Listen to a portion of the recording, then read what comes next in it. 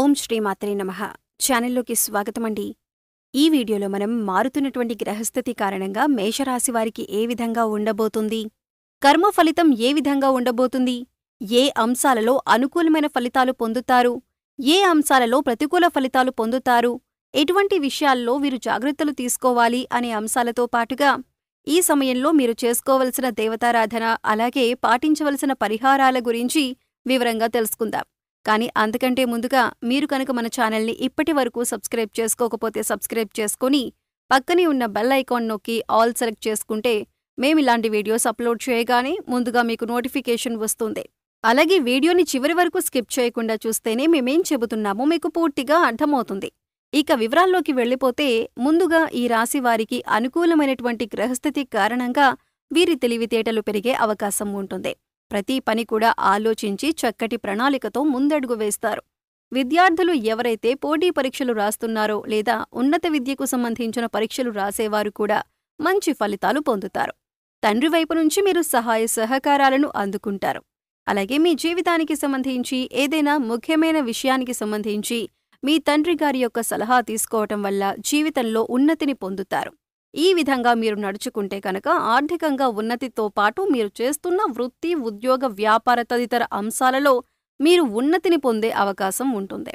Already మీరు చేస్తున్న ఉద్యోగంలో సౌకర్యవంతంగా ఉండాలి అంటే మీ నైపుణ్యాన్ని మెరుగులు దిద్దుకొని మీకిచ్చిన పనిని సమయానికి పూర్తి చేసినట్లయితే కనుక మీ ఉద్యోగ వ్యాపారాలలో ఉన్నతితో పాటు ధనలాభం కూడా పొందే అవకాశం ఉంటుంది.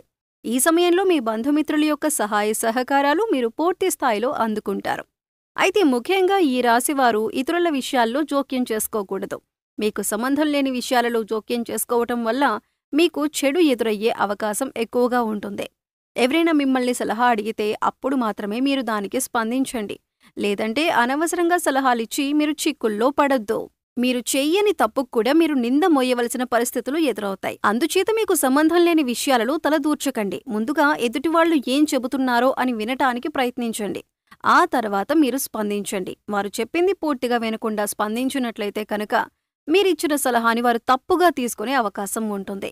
ఈ రాశివారు జ్ఞానవంతులని చెప్పుకోవచ్చు. ఏ పనిని ఎప్పుడు చేయాలి, ఎవరితో ఏ విధంగా మాట్లాడాలి అనే అంశాలపైన వీరికి జ్ఞానం అధికంగా ఉంటుంది. సమయానికి తగ్గట్లుగా సమయస్ఫూర్తితో నడుచుకుంటారు. అయితే ఈ సమయంలో మీ తల్లిదండ్రులని గౌరవించి వారు చెప్పినటువంటి సలహాలు, సూచనలు పాటించటం వల్ల జీవితంలో ఉన్నతిని పొందుతారు.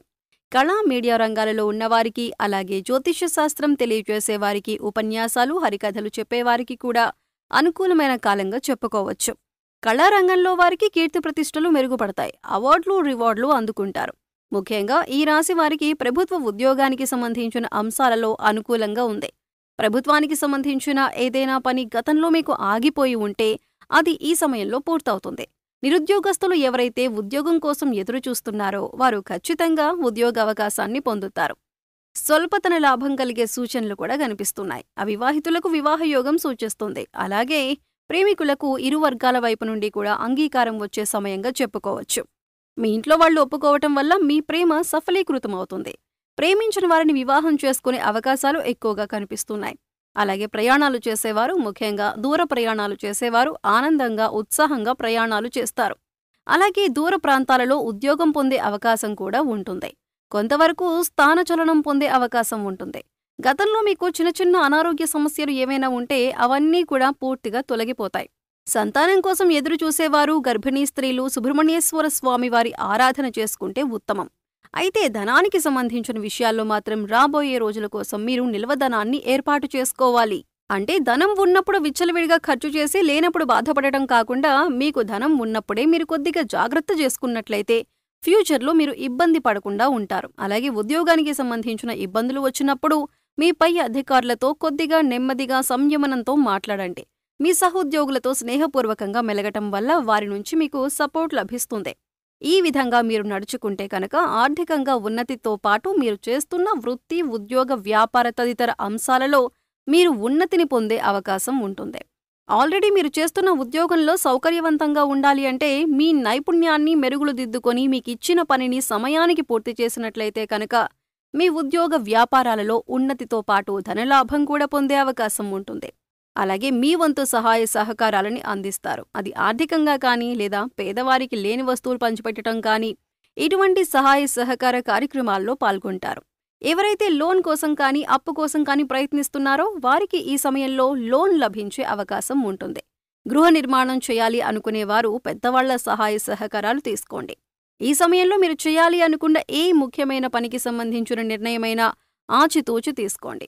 అలాగే పెద్దవాళ్ల సలహాలను పాటించండి. అలాగే విద్యార్థులందరికీ కూడా ఈ సమయం అనుకూలంగా ఉంటుంది. ఏదైనా కొత్తగా వ్యాపారం మొదలు పెట్టాలన్నా లేదా పెద్ద మొత్తంలో ఇన్వెస్ట్ చేయాలన్నా కూడా అనుకూలమైన సమయం. అనుభవజ్ఞుల జ్ఞానం సలహాలు తీసుకుంటూ ఇంట్లో పెద్దవాళ్లు చెప్పిన మాటలు పాటిస్తూ అనుగుణంగా చేసినట్లయితే మీరు పెట్టిన పెట్టుబడి ఏదైనా కూడా రెట్టింపయ్యే అవకాశం అయితే ఉంటుంది. ప్రతి ఒక్కరికి కూడా మీరు చేసుకున్న కర్మను ఆధారంగా చేసుకుని గ్రహాల యొక్క స్థితిగతుల ప్రభావం అనేది ఉంటుంది. అయితే ఈ రాశివారు పూర్వజన్మ కర్మలను తొలగించుకోవాలంటే గంధంతో భగవంతుణ్ణి పూజించాలి అని శాస్త్రాల్లో చెప్పబడి ఉంది. ఇలా చేయటం వల్ల పుణ్యం పెరుగుతుంది. ఒక విధంగా చెప్పాలి అంటే గంధంతో భగవంతుణ్ణి పూజించటం వల్ల జ్ఞానం కూడా పెరుగుతుంది. అలాగే నిత్య పూజలో భాగంగా ధూపం, దీపం, నైవేద్యం సమర్పించి 2 నిమిషాలు కళ్ళు మూసుకొని దేవుడి దగ్గర కూర్చొని ధ్యానించటం వల్ల ఎటువంటి గ్రహస్థితి అయినా సరే మీకు అనుకూలంగా మారుతుంది. అలాగే మీ దగ్గరలో ఉన్న అమ్మవారి ఆలయం కానీ నరసింహస్వామి ఆలయాన్ని దర్శించుకోవటానికి ప్రయత్నించండి. ఇలా చేయటం వల్ల పాపకర్మలు తొలగిపోతాయి. అలాగే ఈ రాశివారు ఓం నమో భగవతే రుద్రాయ అనే మంత్రాన్ని స్మరించండి. ఈ రాశివారు పళ్ళు దానం చేయటం వల్ల ఉద్యోగంలో ఎటువంటి ఇబ్బందులు ఉన్నా తొలగిపోతాయి. గురుబలం కోసం గురుగ్రహం యొక్క స్తోత్రాన్ని ఎక్కువగా చదువుకోండి. అలాగే నవగ్రహ స్తోత్రాలను ప్రతినిత్యం 11 సార్లు చదువుకోవటం వల్ల గ్రహదోషాలు తొలగిపోయి అనుకూలమైన ఫలితాలను పొందుతారు. అలాగే రావి చెట్టుకు కూడా మన పురాణాల్లో ప్రత్యేకమైన స్థానం ఉంది. రావి చెట్టును బ్రహ్మ, విష్ణు, మహేశ్వర స్వరూపంగా చెబుతారు. అందుచేత రావి చెట్టు చుట్టూ 11 ప్రదక్షిణలు చేసి దీపం వెలిగించినట్లయితే కర్మ తొలగిపోతుంది. గోశాలలో ఆవుకి గడ్డి తినిపించటం, దేవాలయంలో మీ వంతుగా మీరు చేయగలిగిన సేవ చేయటం, ఎండగా ఉన్న సమయంలో దాహంతో ఉన్నవారికి చల్లని మంచినీరును అందించటం, ఇటువంటివి చేయటం వల్ల కర్మను తొలగించుకోవచ్చు. అలాగే మూగజీవాలకు, పశుపక్షాదులకు తాగటానికి నీరు, తినటానికి ఆహారాన్ని ఏర్పాటు చేసినట్లయితే గత జన్మలో చేసిన పాపకర్మల యొక్క దుష్ఫలితం తొలగిపోతుంది. ఇక ఇటువంటి దేవతారాధన పరిహారం చేసుకోవటం వల్ల 100% అనుకూలమైనటువంటి ఫలితాలను పొందుతారు. పాపకర్మల యొక్క దుష్ఫలితాలు తొలగిపోతాయి. సో చూశారు కదండి, గ్రహస్థితిని అనుసరించి మేషరాశివారికి కర్మఫలితం ఏ విధంగా ఉండబోతుంది. కర్మఫలితాన్ని తొలగించుకోవటానికి మీరు ఎటువంటి దేవత ఆరాధన పరిహారాలు చేసుకోవాలి, ఏ అంశాలలో జాగ్రత్తగా ఉండాలి అనే అంశాలన్నీ కూడా ఈ వీడియోలో మనం వివరంగా తెలుసుకున్నాం కదా. ఈ వీడియో మీకు నచ్చినట్లయితే లైక్ చేయండి. మీ ఫ్రెండ్స్ అండ్ ఫ్యామిలీ మెంబర్స్లో మేషరాశివారు ఎవరైనా ఉంటే వారితో మర్చిపోకుండా ఈ వీడియోని షేర్ చేసుకోండి. అలాగే ఇప్పటివరకు మన ఛానల్ని సబ్స్క్రైబ్ చేసుకోకపోతే సబ్స్క్రైబ్ చేసుకొని పక్కనే ఉన్న బెల్ ఐకాన్ నొక్కి ఆల్ సెలెక్ట్ చేసుకుంటే మేమిలాంటి వీడియోస్ అప్లోడ్ చేయగానే ముందుగా మీకు నోటిఫికేషన్ వస్తుంది.